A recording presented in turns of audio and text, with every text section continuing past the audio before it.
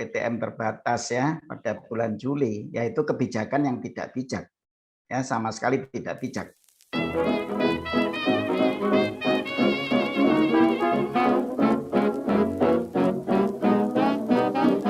Saya pribadi sih setuju, karena biar lebih fokus kali ya. Kalau di rumah kan kayak males-malesan, terus harus mengontrol terus gitu kan. Sedangkan saya kan, waktunya juga nggak selalu harus nggak ada buat anak gitu. Mungkin kalau bertatap muka langsung sama gurunya mungkin lebih masuk kali ya itunya, kayak pelajarannya apa gitu. Kalau di rumah tuh bener-bener nggak bisa.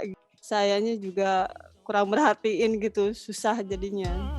Saya sebenarnya nggak setuju ya, karena masih banyak sekali faktor-faktor resiko yang ada jika pembelajaran tatap muka tersebut dilakukan. Kemudian orang tua. Nah, ini paling saya concern sih ya, karena setiap anak itu kan berasal dari keluarga yang beda-beda nih. Di setiap keluarga pun juga punya habit yang beda-beda. Ketika di sekolah, anak-anak juga belum tentu bisa menjaga prokes dengan baik gitu. Apalagi anak-anak kecil ya yang pakai masker sebentar aja udah nggak tahan. Orang tua harusnya tetap memiliki hak untuk memilih pembelajaran buat anak-anaknya. Yaitu kebijakan yang tidak bijak. Kebijakan yang tidak berbasis pada data. Data yang utama dalam pandemi atau wabah adalah data epidemiologi kan. Kita lihat sekarang aja hari-hari ini bagaimana kondisi COVID kita. Makin meningkat.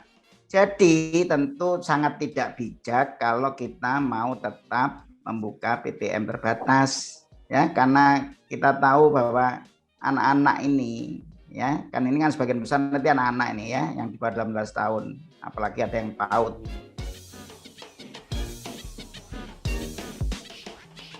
Ya khawatir sih khawatir, cuman pihak sekolahnya kayak harus memperketat pakai masker daripada di rumah belajarnya saya pusing.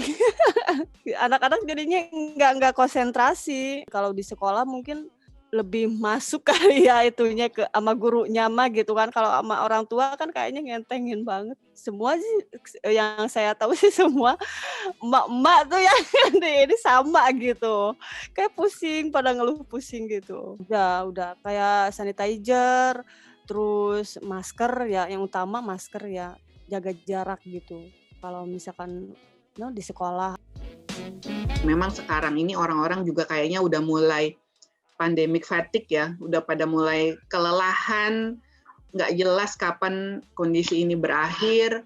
Kemudian anak-anak sekolah di rumah juga mungkin orang tua ada yang stres juga, pengen cepet-cepet anaknya masuk sekolah. Concern ibu-ibu ya mungkin ya, antara kesehatan versus sosialisasi nih. Pilih yang mana? Kalau misalnya anak-anak tetap di rumah, mungkin lebih safe, anak-anak tetap sehat, tapi secara psikologi sosialisasinya gimana? Mau nggak mau, memang sebagai orang tua, ya kita harus memberikan contoh, memakai masker, cuci tangan, jaga jarak.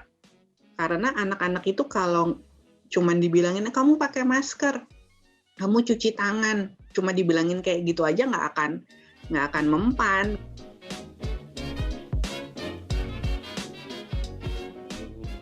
Jadi harus ada asesmen risiko kan, yaitu pertama asesmen risikonya terhadap kondisi sekitar, yaitu kondisi epidemiologi. Positivity rate harus sudah kurang dari 5%. Protokol kesehatan harus dilakukan dengan 100%. 2 minggu sebelum 12 Juli harus ada asesmen risiko menyangkut kondisi epidemiologi tadi. PTM itu bukan soal sekolah saja, tapi bagaimana di luar sekolah, lingkungan di luar sekolah. Bukan menyangkut siswa saja, bagaimana dengan orang tua yang ada di rumah, keluarga yang ada di rumah, yang mereka mungkin high risk, itu yang harus diperhatikan ya. Makanya selama kondisi epidemiologi di masyarakat masih belum favorable tadi, belum positivity rate-nya belum di bawah 5%, tunda dulu.